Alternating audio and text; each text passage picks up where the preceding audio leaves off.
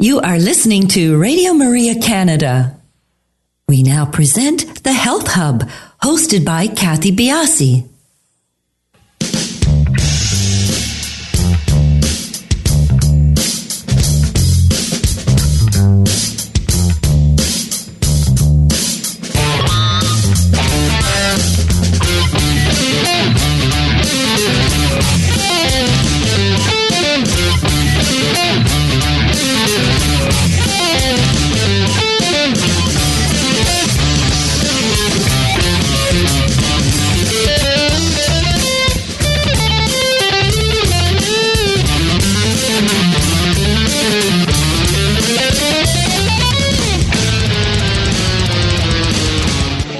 Good morning, everyone, and welcome to the Health Hub. I'm Kathy Biasi, your host, and along with our producer, Alex Diaz, we would like to welcome you to our show this morning. Alex, we're halfway through November. Can you believe it?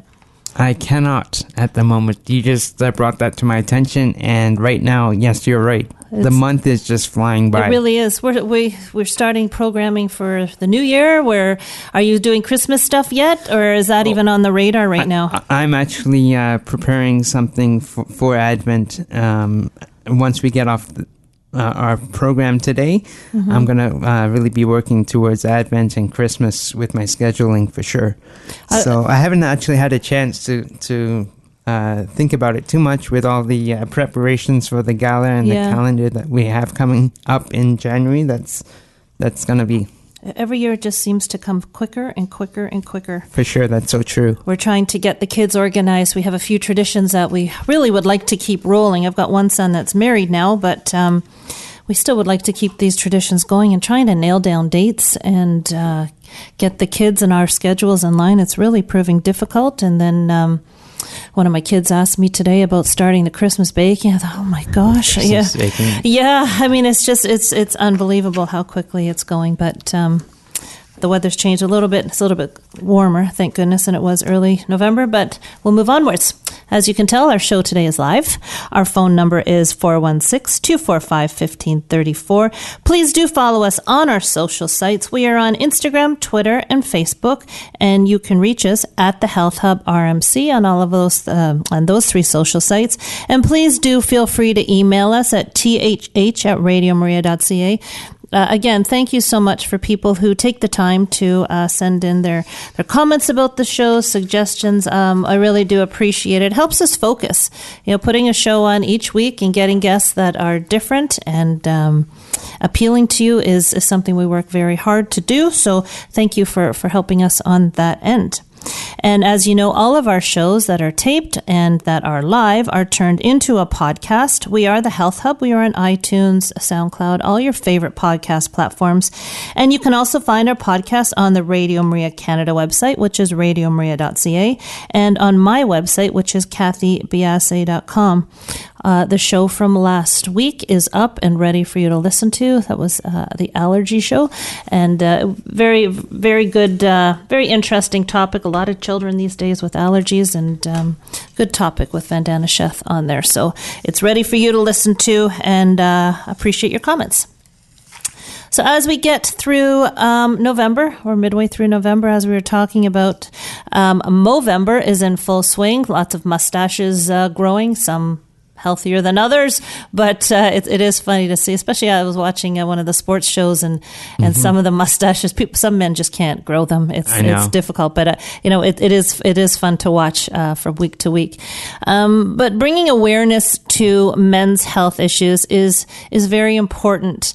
One of the last, I shouldn't say the last, but originally it was more of a prostate cancer focus, and then they brought on mental health awareness, PTSD, and testicular cancer has been brought aboard as focuses for men in the area of health. And to that last point, I wanted to talk to you about testicular cancer. And just a few facts, but the main thrust of this is to put into your mind how important it is to speak to your sons about testicular cancer at an early age. Prevention is key here. Testicular cancer is the leading cancer in men aged 15 to 44, with an estimated 1,500 Canadians being diagnosed with in 2019. The factors that can cause an increased risk for testicular cancer start off really at birth with an undistended testicle. A man who has a testicle that hasn't distended, studies have shown, have a higher risk for testicular cancer. Genetics. So if there is a family member that has had testicular cancer, you are at more risk if you are male for getting testicular cancer. An abnormality in the development of testicles. So again, I wanted to stress that it's not a common cancer. And one last fact I wanted to mention to you is that it is more common in white men than in black men. So interesting statistics and things that have come about from the Cancer Research Foundation. But again, what I want to talk to you about is talking to your sons. And some people may find this a little embarrassing, a topic that's hard to broach, but it is an important one. And just some tips for talking to your son. Stress that this cancer is not common, and if found early, it is curable. It is a very curable cancer. And let him know that you are a safe place for him to come and talk to you about it. This isn't something that should be embarrassing. You know, this is something that needs to be discussed, as with women and their daughters in breast cancer. And let him know that he does need to speak to you if he notices any changes. As your son reaches puberty, his body will begin to change, and encourage him to become familiar with his body. Again, on a monthly basis, feel around the testicle. Make sure that there are no hardened areas, no formations that weren't there the week before or the month before. And if things aren't normal, to come and talk to you. It's his body. No one is going to notice these things unless he brings them forward. It's also, to have him get into the habit of doing a monthly check. So, pick a day, pick the first Saturday of the month, and just get that into his mind to try and get into the habit of self-examination.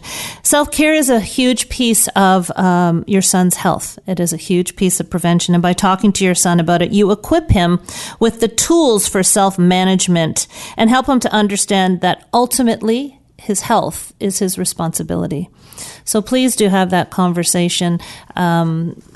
November is a good month to talk about these things, but any time is a good time to have this conversation. On to today's show. We're talking about 5G technology. This is going to be something that's very enlightening to me because when it comes to this sort of thing, I really don't know much about it. I've done a bit of research, but I'm looking forward to finding out a lot more about 5G technology. Our guest is Desiree Jaworski, and she's an executive director at the Center for Safe Wireless, a national nonprofit whose mission is to enhance public understanding of wireless technology and to recommend products to help mitigate the biological impact from wireless technology. She has researched, written, and lectured on the topic of wireless radiation extensively. She has advocated for protective public policy regarding wireless technology at the federal, state, and local level. Her expertise has been featured in many local and national television reports, newspaper articles, and documentaries regarding her work, raising awareness on smart meters, wireless technology, 5G, and the findings of the National Toxicology Program. Recently, she was on the Dr. Oz television show. She directs the center's public outreach programs, which include movie screenings, scientific forums, and presentations. Today we'll be talking about what 5G technology is, what its impact on environmental and personal health is, how do we protect ourselves from the radiation that is emitted, and other very interesting things around this topic. We will be back in a few minutes.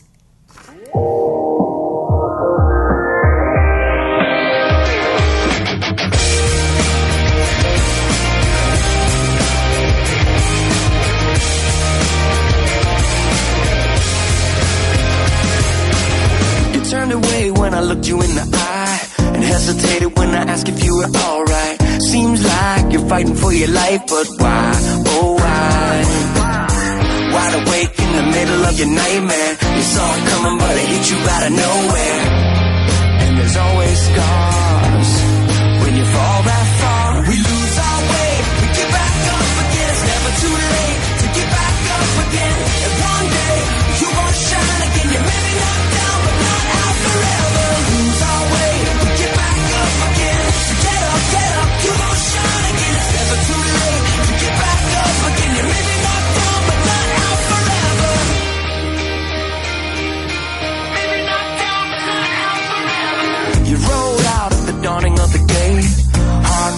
occasion made you little getaway. It feels like you've been running all your life, but why, oh why? So you pull away from the love that would have been there, and stop believing that your situation's unfair. But there's always scars when you fall that far. We lose our way, we get back up again. It's never too late to get back up again. And one day you won't shine again. You may be knocked down, but not out forever. Lose our way, we get back up again. So get up, you won't shine again. It's never too late to get back up again. You may be knocked down, but not out forever. Maybe knocked down, but not out forever. This is love calling out to the broken. This is love calling.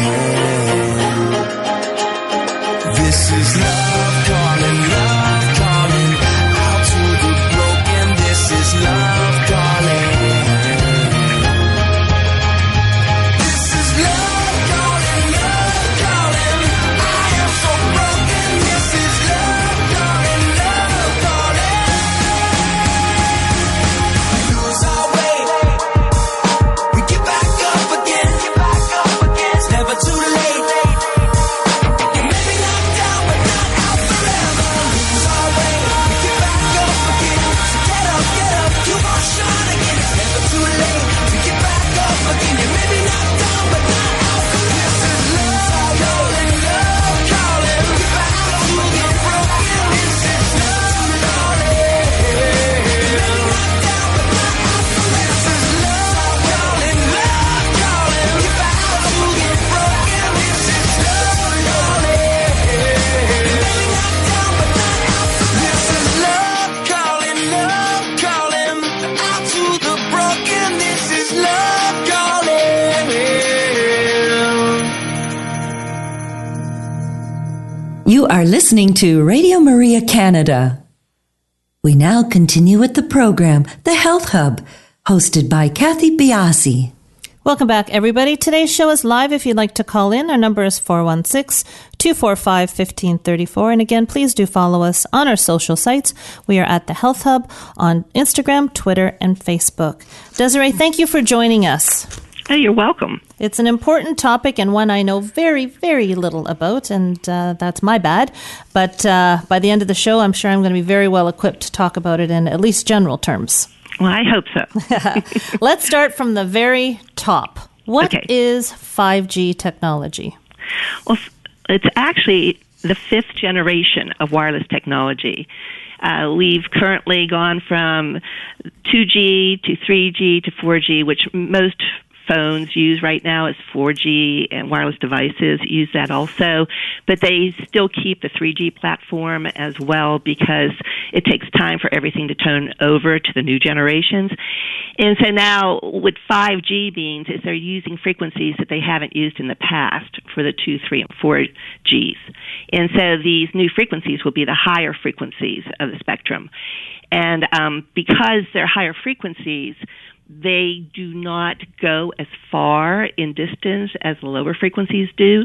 So that means that they're going to have to put up a lot more antennas in order for us to receive the benefits, the supposed benefits of 5G. And so they're going to be putting up antennas on about every other utility pole so that it can flow into the homes more easily without being broken up by trees or building walls or other things like that. And that's a real concern that people have because it's going to be right outside the window of your bedroom where it used to just be, you know, on a cell tower or on the top of buildings that we were receiving the emissions from the radio frequency radiation, and now it's going to be right outside your door. And with those small antennas, they're going to have to put up a power source. So on the utility poles, there will also be like a little electrical box and a smart meter that will keep track of how much electricity it's using so that they can bill properly. So it's really going to change the landscape of our neighborhoods and our streets as they do this, and it's certainly going to expose us to a lot more radiation. And that's a concern, you know, for certainly my organization and a lot of other people, scientists and doctors out there. And then in addition to that, for this 5G coverage, they're also going to put up satellites that are going to emit this 5G in more remote areas, that the coverage can't be as complete because there aren't that many utility poles, or, you know, in different areas of the whole world. I mean, just not in the United States or Canada. It will be all over, and they'll be putting up like 20,000 of these. So people are going to be getting this from the sky as well as right outside their doors. And that's how it's going to look. And it's going to take a few years for them to do this. It depends on where you're at. Different places are pushing it more quickly. Some countries, you know, are more cautious about doing this. But that's where we're heading. And I'm assuming we have no choice in this. Correct. There is no choice in this. You can talk to your local representatives for your local governments, for your localities, give them information on it and tell them you may not want it or you want more research on it. But I mean, basically, like here in the United States, the FCC is totally promoting this. They sold these different frequencies for the telecommunication companies to use. And you know, they want to promote the commerce, and certainly there's a lot of money that's going to be generated from this. I mean, first off, you have to create the antennas, you have to build them. You know, people have to be hired to put them up. You know, it's going to create a lot of jobs, and people always like that. The telecommunication companies are going to make a lot more money because, you know, we'll be telling that everything's supposed to be connected through the internet because of this 5G, so that we'll use our phones for everything. Whether you want to, you know, you can talk to your refrigerator and have your refrigerator tell you what you need to buy, and you can then type it into your phone and send it off to the supermarket, and then they can have your order waiting there or deliver it to you. There's just going to be, you know, this constant connection going on so that they know, you know, what your interests are, what you have in your house, whether you have children or you don't. They even have baby diapers now that have little mini antennas in them that can tell your phone if your baby needs a diaper change. Wow. I mean, that's crazy. But anyway, it exists. And so they just want, and with all this information, you know, they'll know everything that interests us, what we like to buy, what we're doing, and that way they'll be able to sell to us specifically based on what interests us and what our desires are. And they hope to generate, you know, more income that way. And we actually with all of this, you know, the people who use these services, and so much of it is free, like Google, Facebook, and all of these, yeah, they learn about us through this, and then they can market our information out there to other sources, and they make money from that. That's why everything's free. It's free because we're actually the product that they're selling. So now, is this already in place? You know, and the only reason I'm saying this is because, you know, presently, if I'm Googling a couch, I get a Facebook feed about couches. You know, or if I'm so, is this already in place? Is this what I'm seeing? Yes, it's already in place. It's been in place. Yes. That's, you know, that's how they make their money. I mean, you don't really think about it. You know, you just accept all this. It's like, it's wonderful. You know, it's all free. And, you know, but really it's just a whole big data file that they're collecting on each one of us. And so they can market to us individually, so, you know, they can make money off of us. And I mean, some people don't mind that. You know, they're okay with that. I personally don't like that. I don't want people to know all of my personal side and what I buy and all that, but I mean, that's where we're heading, and that's what they want to do, and that's what 5G is about, you know, even creating bigger files on us, knowing our whole profile, knowing everything about us, knowing if we, you know, have Alexa, you know, and I mean, they can even listen to what's going on in your home by Alexa and smart TVs. And they even say that, you know, well, they don't really know who it is, but they'll listen to what people are saying. But they have to have some idea who it is, because we all have some type of ID associated with our routers and our location. And so anyway, they listen in on us. And they tell you right up front that they're doing that. Well, that's scary. Yeah, it really is. I mean, there's been instances where someone's had a baby monitor in their bedroom of their child, and the child would say to them, like in the morning, "Oh, Mommy, you know, that thing talks to me." And the mother's like, "Oh, no, honey, it's not." Well, then one day she happened to be in the room, and the monitor was talking. Somebody was talking to the child. Not that the child could really talk back, but it was just saying words to the child. Someone has actually hacked into the child's remote. So yeah, I don't envy these parents coming into this generation raising kids, and that's a whole other topic for Yes. sure. But what is the kick up between the 4G and the 5G? And was there worry with the 4G as far as health? Well, with health with 4G, that's always been a concern. I mean, we have countless independent studies that show, and they've been peer-reviewed, that show that it has a biological impact on our bodies. It causes the cells not to communicate well with each other. It's because our whole system is really an electrical system. That's what our nervous system is. Mm-hmm. And everything in our body really communicates through frequencies.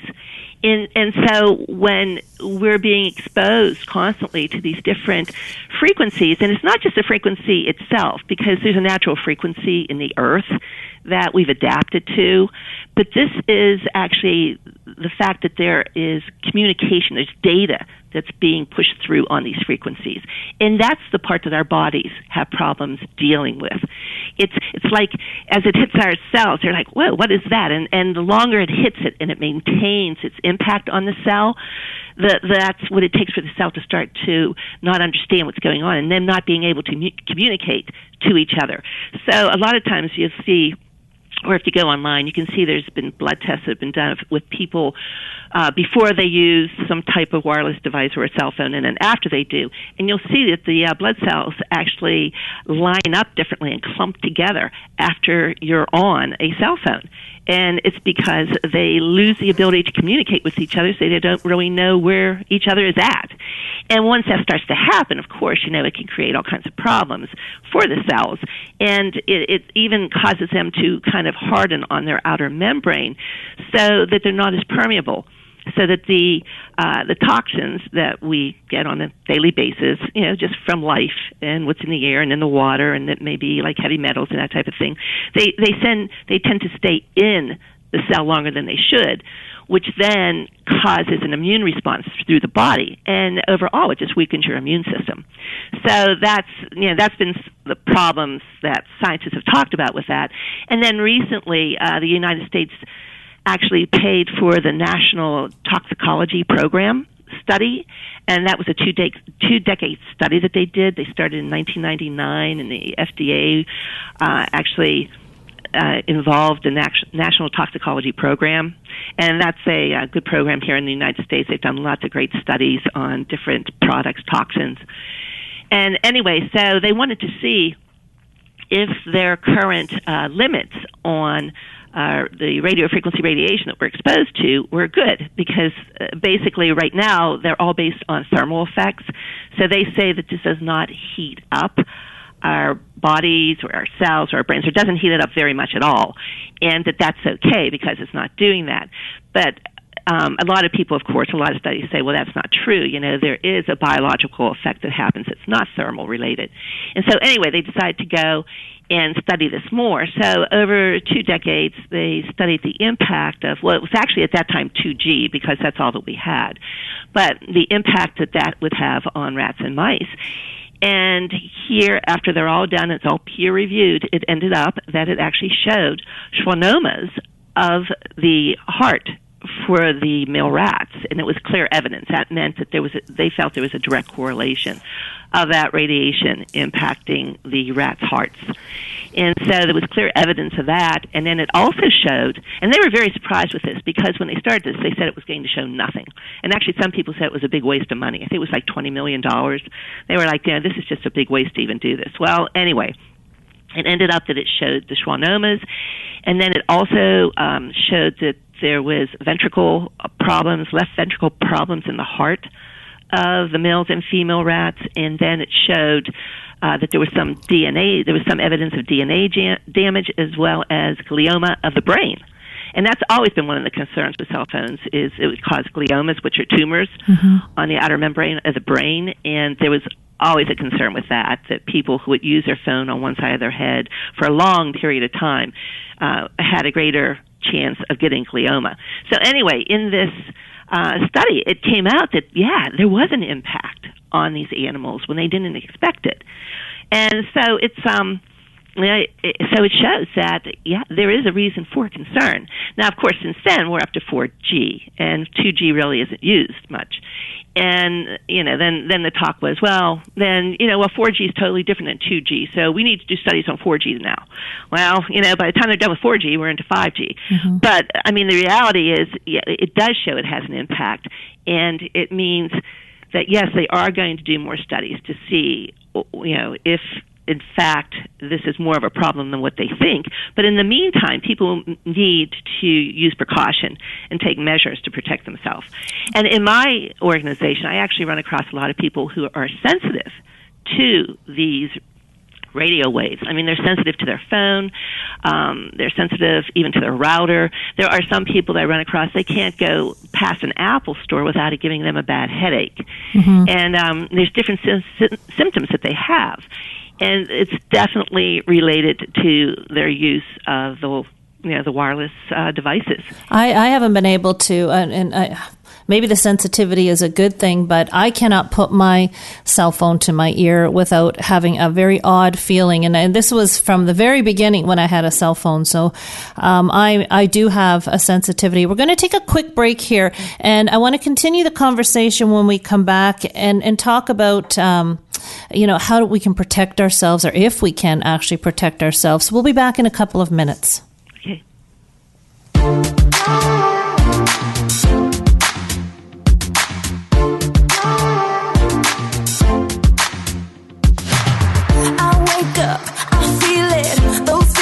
Back again, can't shake them, can't make them ever fade, ever end.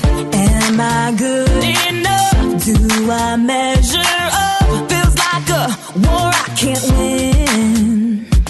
But I wasn't given the spirit of fear, I was given the power of love.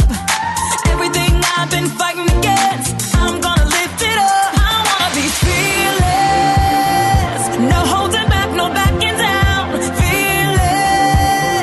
Because I believe you're with me now. Bring on the unknown. Lead me and I'll go. Come set me free. God, I wanna be fearless. I want to be fearless. I want to be. These mountains, these giants will fall at a single word. In your name, in your strength, I'm more than a conqueror. The spirit of fear, I was given the power of love. The power of love. Everything I've been fighting against, I'm gonna lift it up. I wanna be fearless. No holding back, no backing down. Fearless. Because I believe you're with me now. Bring on the unknown. Lead me and I'll go. Come set me free. God, I wanna be fearless.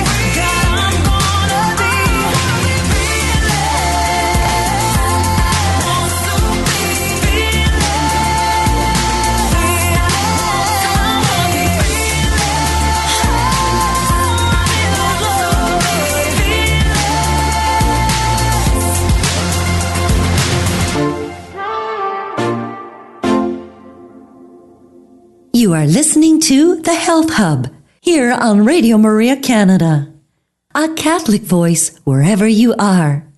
To contact us and be a part of the show, please call 416-245-1534. We now continue with the program. Here once again is your host, Kathy Biasi. Welcome back, everybody. We're having a very interesting conversation with Desiree Jaworski. Desiree, I've had a couple of questions just pop in. If you don't mind, I'll put them to you. Okay. Somebody asked, is there a difference between antennas and devices when it comes to the radiation damage or the radiation health issues that can be impacting us? The difference between the antennas and the devices? Yeah. As in the antennas on the telephone poles or yes. cell towers? I'm assuming it's about the new antennas. You say they're going to be spacing out? Right. Well, one of the problems with these antennas, like you said, is we don't really know what impact they're going to have overall because they're not really being pre-market tested. So we don't know.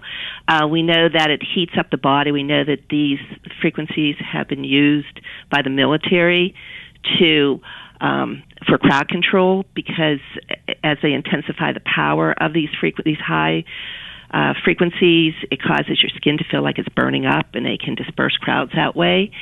So we know that it does do that.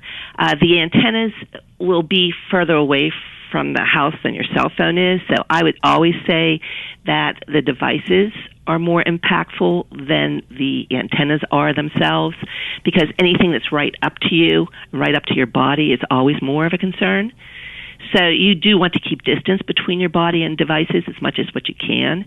The cell phone, actually, if you read your instructions, say that it should be kept off the body by like a certain amount.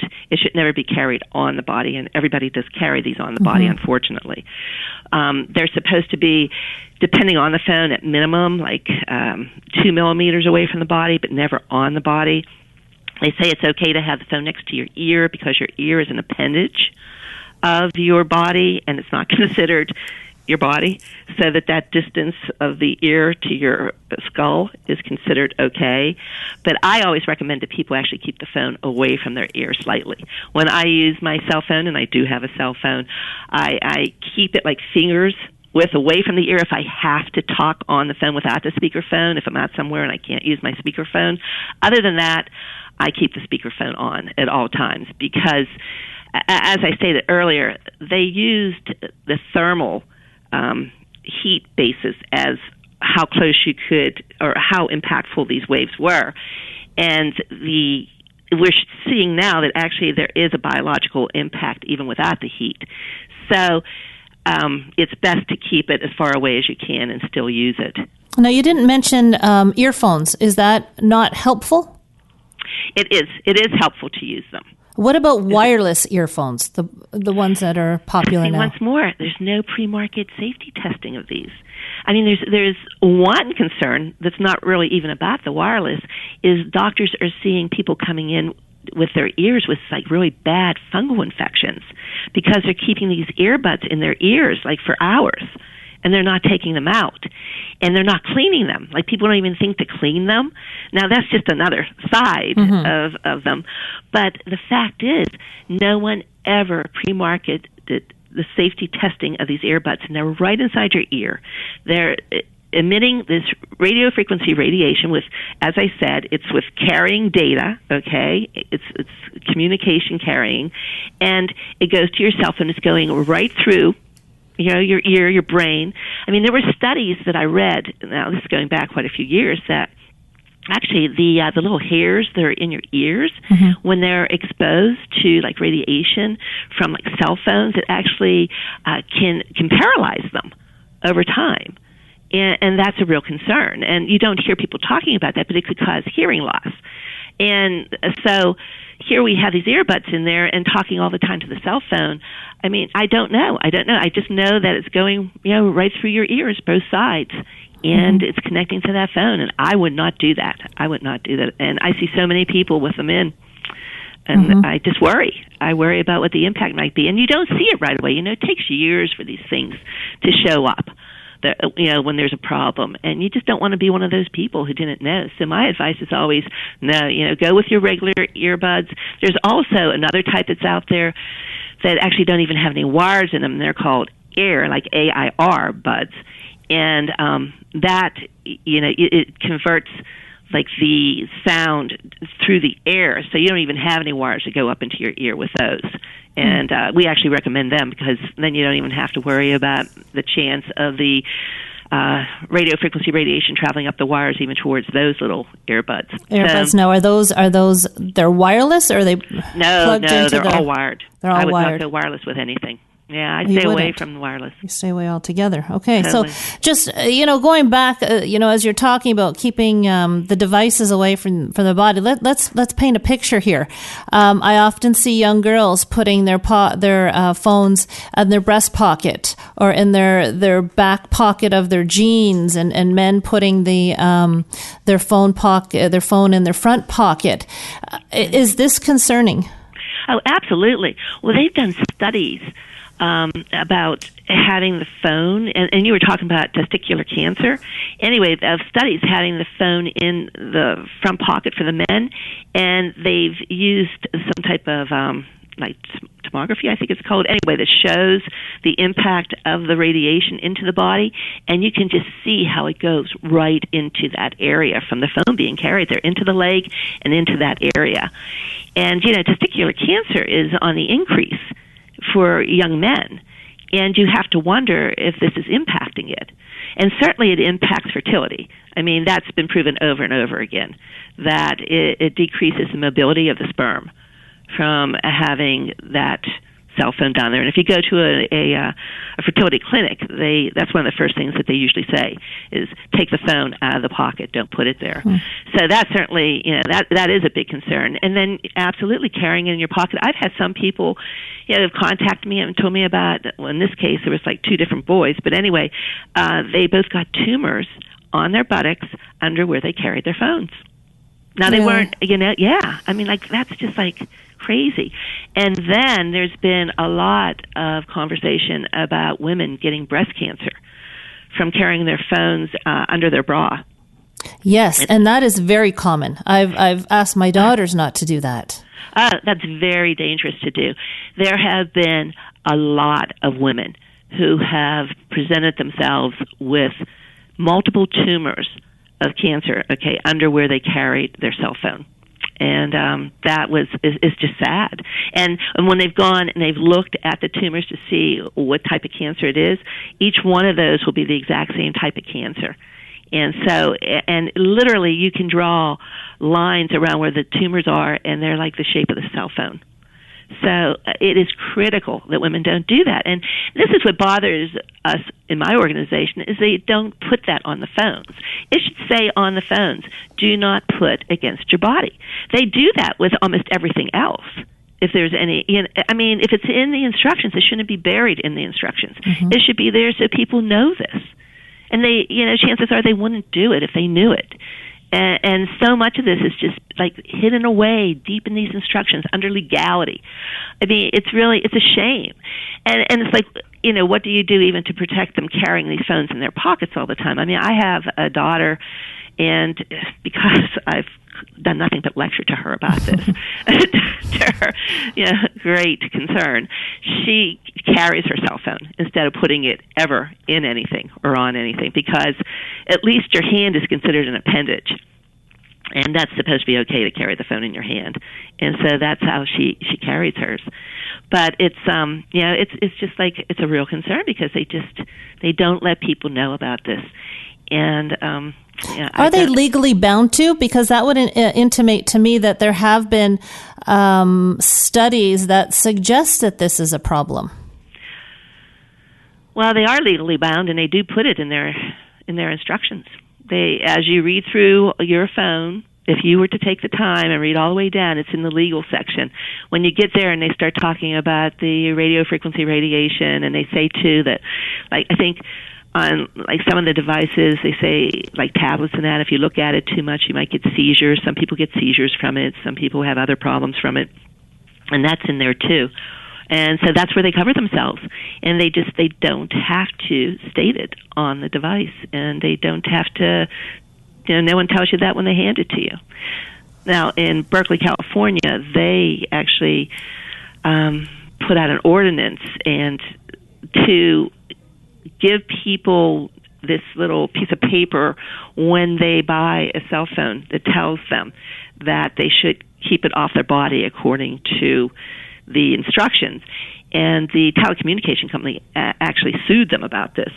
And the CTIA did, actually. That's the Association of the Telecommunication Companies. Anyway, they sued them, and they lost in court, though. So Berkeley is still able to do this. I think they're trying to take it to the Supreme Court because they say that their freedom of speech, this is the telecommunication company, is saying their freedom of speech is being impacted because they have to say this to people. And it's like, but it's in your instructions anyway. Mm-hmm. Anyway, so they are doing that, but they're the only place that's able to do that right now. And so legally they should, and they do in their instructions, and that's it. There's a big problem too that in France, this organization did this big study on the amount of radiation that these phones emitted, their SAR value.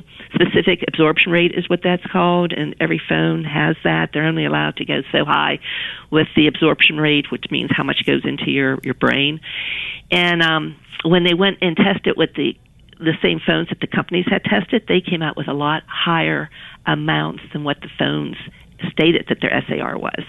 And so now there's this whole big concern about these cell phones aren't doing all the tests. The cell phone companies aren't doing all the testing that they should be doing to make sure that their phones are actually putting out the amount of radiation that they say. And this will take a while to translate for them back to doing this, I'm assuming. Oh, yeah. I mean, definitely. It's just a big issue because they only have to evidently they only have to test one phone. Like when they come out with a new phone. Now this is what I heard. They only have to test one of those phones in the perfect setting, okay, inside some lab. And they test it away, okay, once more off of the body. They have to test it like as if it were an ear, and then they have to test it like off the body. And then they have to make sure that SAR value is where it's supposed to be for the regulations of the FCC. Anyway, in the government regulations. So they go and then they test it for that. But they don't have to test it flat against your body to begin with. So realize that. They don't. Mm-hmm. And when they do test it flat against your body, it definitely goes way up over what's legally the limit for the SAR values. So anyway, it's a big concern. It is a big concern. And let's paint a picture of a child who I see young children with these cell phones very early on in age, even just playing around with them. Obviously, some of them aren't speaking on, but they see mommy and daddy with the phone, and they put the phone to the ear. It's important to bring awareness to these things. It's important for younger parents to understand, for students to understand. Like this transitions into laptops, I'm assuming, and iPads. And how many times? I mean, I've done it. I know my children have done it until I became a little bit aware of working on your laptop right on your lap. Oh my goodness, yes. So what do we need? What's the safe space when you're working on your laptop? A pillow? Well, 8 inches. It should be 8 inches off of your lap. That's what they say, 8 inches. 8 inches. And once more, it's not on the laptop, right? So nobody knows that. So all these kids just sit there, with these laptops right there on their laps. I mean, the antennas usually are in the screens of the laptop, so they're pointing right at your body. Once and also, there's a strong battery that's in those laptops, and there's heat too that's coming out. Excuse me. So that certainly, could impact the lower parts of their bodies too. So this is, people need to know this, and I always say, you work on a laptop, you put it on the table. If you can't do that, then raise it up as much as you can. I'm just a big advocate of following the rules, use it right. I do that with my kids all the time, and they've heard it so much. You get in the habit of doing it once that's what you have to do. It's like you do that, and a lot of this stuff, like even with your cell phone, I always tell people there's multiple antennas in your cell phone. Because you have Bluetooth in your cell phone, that's one antenna. You have the Wi-Fi, you have your location finder, you have like the data. You have all these antennas in there, and they emit out all these different frequencies. So how many people have to use the Bluetooth in their cell phones? They can turn that off. So by turning that off, that reduces some of the strength. I have everything turned off on mine. I don't even use my location finder. I don't need it. So I keep that off as well. If I do want it on, if I need it for some reason, like if I'm doing GPS or that, I turn it back on. Then I turn it off when I'm done. Same with the Wi-Fi.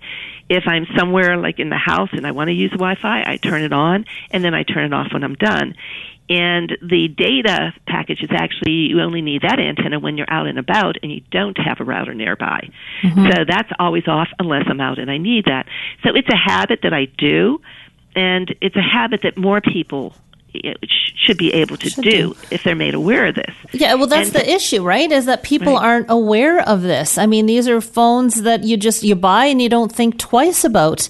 Now, is the amount of radio frequency exponentialized by the number of people in a house? So six phones in the house necessarily has more emissions than 4? If they're all being used at once, the answer would be yes. Now, the phones now are supposed to go into a sleep mode when you just have them set down. It used to be that they would constantly connect to the cell towers. Now, if you just have them sitting there, they say that they don't do that as often, that they just go into the sleep mode. So, they're at rest, and they might only connect every so often, like not constantly. So maybe that would be helpful, but I always say, why does everybody need all that? But if you do, you could put it in airplane mode, which turns off some of the antennas, not all of the antennas, but it keeps the location finder on, but you can put it in airplane mode. You can, you turn them off. Keep them away from the people. The most important thing is to not have everybody sitting there right next to their cell phone all the time. You put the cell phone on the counter, put it away from you. Oh my goodness! They're right at the ends of people's hands most of the time. It's hard to get them away at dinner time.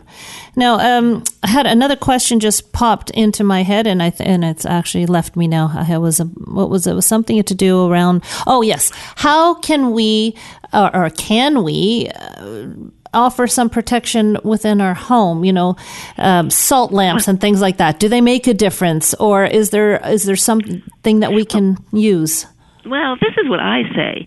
The most important thing you can do is at night when you go to bed, turn everything off so that you give your body time to heal and rejuvenate, because that's when your cells are busy,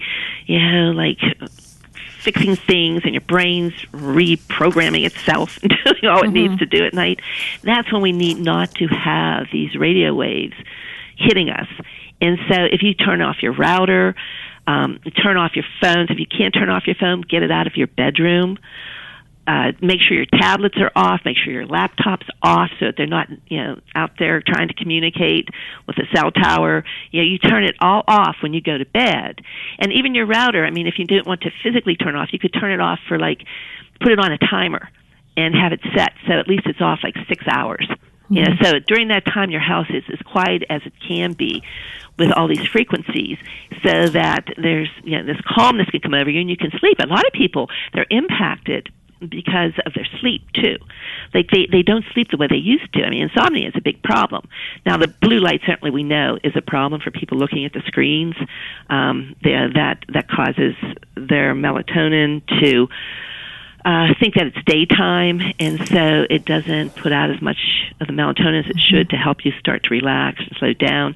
And I've seen studies where actually the wireless radiation itself, with the data on it, causes the melatonin not to be produced as much. So you just don't relax and have that flowing through your body to go to sleep. And also, it's been shown that the radiation increases the glucose in the brain, and it causes the brain to be more active than what it should be. And so it's important for that not to happen also.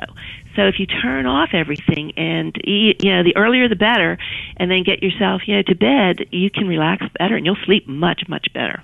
Oh, I know when I work on, and I've done it the last couple of nights, working late, I do have trouble settling down. And hopefully the younger generation, the generation that's going to be having children, are listening to this, because, unfortunately, the phones have come very quickly. When my oldest son, he didn't have a phone till high school. So we're really looking at a short period of time that phones have not only been introduced, but become a walking, talking way of life for everybody. And to really take that step back and to understand the health risks is going to take a lot of habit breaking. Now, if people want to find out more information, if they want to contact you, if they're concerned about their devices, or just want to learn more and educate themselves, where can they go to research or to find and speak to you? Well, you can go to my website, which is the www.centerforsaferwireless.us. I'm also on Facebook, Center for Safer Wireless. We're also Pinterest. So you can find us in all those areas. If you go to my website, I have a lot of information with wireless safety tips, what you can do to help yourself use these devices more safely. Another thing that I do have on my site, too, are different products that I think are helpful for people. Some people are very sensitive to the phone being on their hand, and we have one product that helps with that. I have it on the website. There's actually, like for your router, people will have their router, right in their computer room, and the router will be very strong. Like the routers in themselves say to keep 8 inches away from your body. I've known people who've had those routers like right next to their body. Yeah. But anyway, and that puts out, a strong amount of the wireless radiation. So there's actually something called a signal tamer that you can put over that. It reduces that down. Another thing I say to people is we should use wired connections. And that's the same thing with this 5G, and I didn't actually get into that. But instead of using these antennas to send this information to our homes, they could actually be using fiber optics to go from the utility pole to the home. And then we, as we currently do, could use our router, and then we could hardwire to our router with our computers, which I do.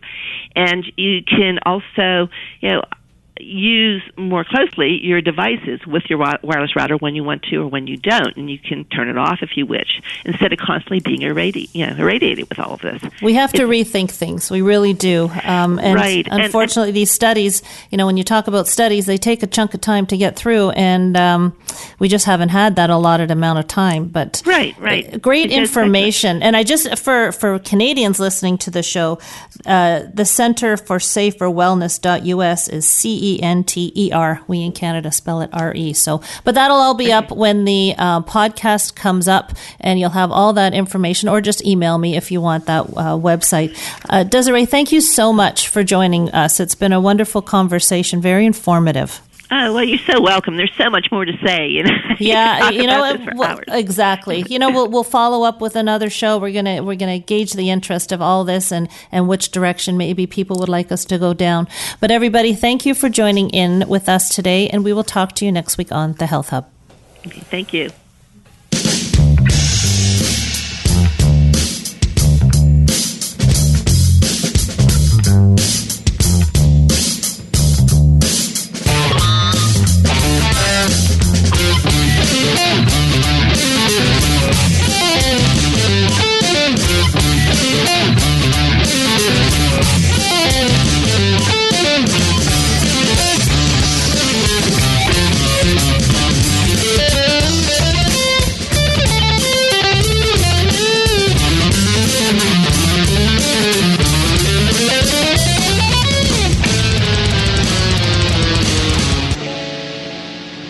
You have been listening to The Health Hub